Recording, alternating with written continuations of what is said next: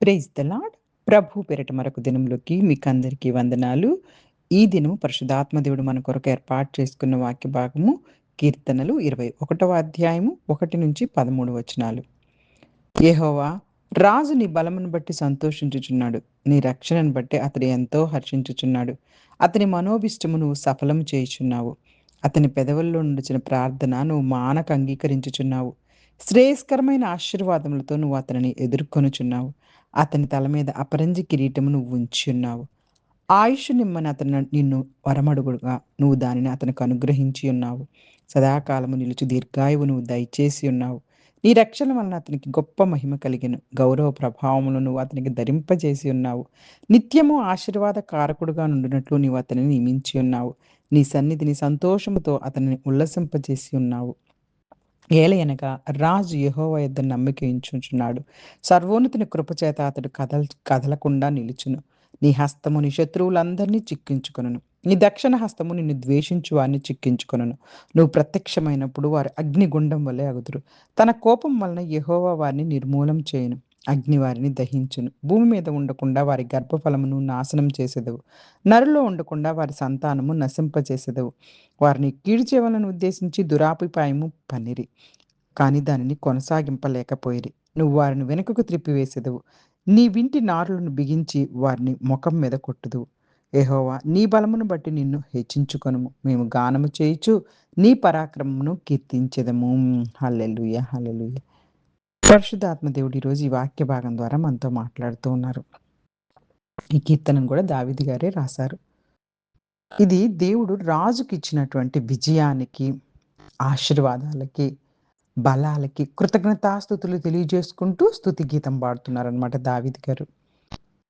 అలాగే మనం కూడాను యేసుక్రీస్తు ప్రభు వారి యొక్క రాజ్యాన్ని మనము కూడా ఈ విధంగా స్తుతించుకుంటూ ఎల్లప్పుడూ కూడాను మనము ఆరాధించే వారిగా ఉండాలి. మొదటి వచనంలోనే యెహోవా నీ బలమును బట్టి రాజు సంతోషించుచున్నాడు. నీ రక్షణను బట్టి అతడు ఎంతగానో ఆనందించుచున్నాడు. రాజుగారికి వచ్చిన విజయానికి కారణం తన శక్తి కాదు. దేవుని యొక్క బలము మరియు రక్షణ అని అంగీకరిస్తూ, అయ్యా! ఇదిగో ఆ రాజు నీ బలాన్ని బట్టి అంటే అక్కడ రాజుగా తనని తాను చూపించుకోవట్లేదు దావీదు గారు. నీ బలాన్ని బట్టి సంతోషిస్తున్నాను అని చెప్పేసి తెలియపరుస్తూ ఉన్నారు. కానీ ఇదిగో ఒక రాజు దేవుని యొక్క బలాన్ని బట్టి, దేవుని యొక్క రక్షణను బట్టి విజయాన్ని పొందుకుంటే ఏ విధంగా స్తుతి గానాలు సమర్పించగలరో ఆ విధంగా దావీదు గారు తెలియపరుస్తున్నారు. మన జీవితంలో కూడా విజయాలొచ్చినప్పుడు దేవుని కృప వల్లనే వస్తున్నాయని గుర్తించుకొని కృతజ్ఞతతో బ్రతకాలి.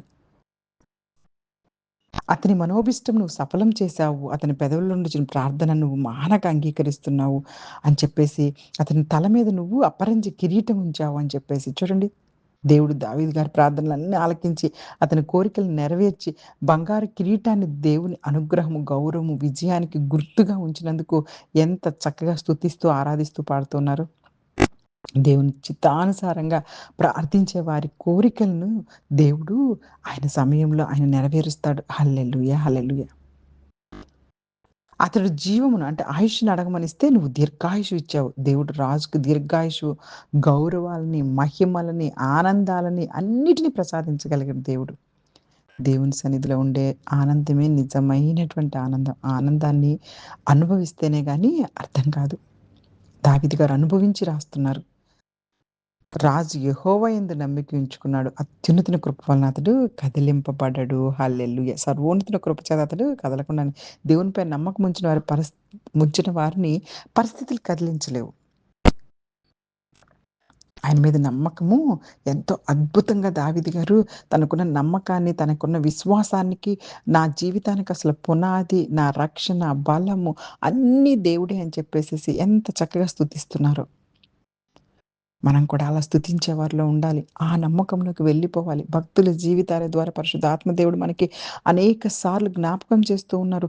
నువ్వు అపనమ్మకంలోకి వెళ్ళకు. నీ నమ్మకమంతా నా మీద ఉంచు. హల్లెలూయా! హల్లెలూయా! నీ చెయ్యి, నీ హస్తం నీ శత్రువులందరిని చిక్కించుకుంటుంది. నీ దక్షిణ హస్తం నిన్ను ద్వేషించు వారిని చిక్కించుకుంటుందని చెప్పేసి దావీదు గారు దేవుని యొక్క చెయ్యి శత్రువులందరిని ఎలా పట్టుకుంటుందో తెలియపరుస్తున్నారు. దేవునికి విరోధంగా నిలిచిన వారిపై ఆయన న్యాయమైన తీర్పు తీసుకొనొస్తున్నారు.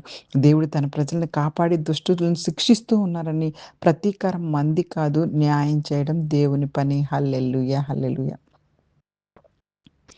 ఇంకా 11వ వచనంలో వారు కీడు చేయాలని ఉద్దేశించి ఉపమాయాలు పన్నుతున్నారు. దానిని కొనసాగింపలేవు. నీకు విరోధంగా చెడు ఆలోచనలు చేసిన వారిని దేవుడు ఫలింపచేయరు. నువ్వు దేవుని మీద నమ్మకం పెట్టుకొని ముందుకు సాగుతూ ఉంటే, దేవుడు వారి యొక్క అనవసరమైనటువంటి నీకు విరోధంగా చేస్తున్నటువంటి వారి ఆలోచనలను ఫలింపచేయరు. నమ్ము, విశ్వసించు. హల్లెలూయా! హల్లెలూయా! దేవుని ప్రజలపై, దేవుని పనిలో ఉన్న వారిపై శత్రువులు ఎన్ని కుట్రలు చేసినా దేవుని ప్రణాళికను అడ్డుకోలేరు. దేవుని సంకల్పమే చివరికి నెరవేరుతుంది. హల్లెలూయా! దేవా! నీ బలమును బట్టి నిన్ను హెచ్చించుకొనుము. అంటే దేవుని యొక్క బలానికి మహిమ, నీ పరాక్రమం గురించి మేము స్తుతిస్తూ పాడుతూ ఉంటాము. దేవుని మహిమను స్తుతిస్తూ అన్ని విజయాల తర్వాత కూడా ఆ మహిమంతా కూడా దేవునికే చెందాలని దావీదు గారు ప్రార్థిస్తున్నారు. ఎంత అద్భుతమైన కీర్తన గదా! విజయానికి మూలం దేవుని బలం, మన శక్తి కాదు. దేవుడు తన పిల్లల ప్రార్థనలందరినీ ఆలకిస్తున్నారు. ఆనాటి భక్తుల జీవితాల్లో అలాగే మనల్ని అందరి ప్రార్థనలు దేవుడు ఆలకిస్తున్నారు. దేవునిపై నమ్మకం ఉంచిన వారు స్థిరంగా ఉండాలి. కదిలింపబడకూడదు. ఎందుకంటే దేవునిపై నమ్మకం కాబట్టి. శత్రువుల కుట్రలు దేవుని చిత్తాన్ని మార్చలేవు. శత్రువులు ఎన్ని కుట్రలు పన్నినా మన జీవితంలో దేవుని చిత్తమే నెరవేరుతుంది. హల్లెలూయా! అదే మన నమ్మకం. ప్రతి ఆశీర్వాదం తర్వాత మనం అన్నిటికి దేవునికి మహిమ చెల్లించాలి. ఈనాడు దేవుడు ఇవ్వబోతున్నటువంటి గొప్ప ఆశీర్వాదాలకి ఆయనకే మహిమ కలుగును గాక.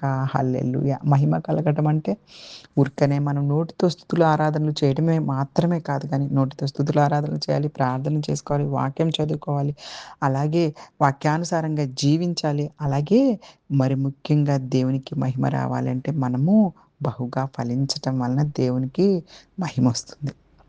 యోహాను సువార్త 15 అధ్యాయము 7, 8 వచనాలు చదువుకుంటే మనకు ఆ భాగం తెలియపరుస్తుంది. కాబట్టి ఈ కీర్తనలో రాజుగా అంటే దావీదు గారు దేవుని చేత మహిమపరచబడిన రాజుగా మరలా యేసుక్రీస్తు వారిని కూడా ఈ ప్రవచనం చూపిస్తుంది. ఆయన శాశ్వత రాజు. దావీదు గారు ఈ లోకంలో కొంత మట్టుకు రాజు. కానీ మన మెస్సయ్య, మన యేసయ్య శాశ్వతమైన రాజు.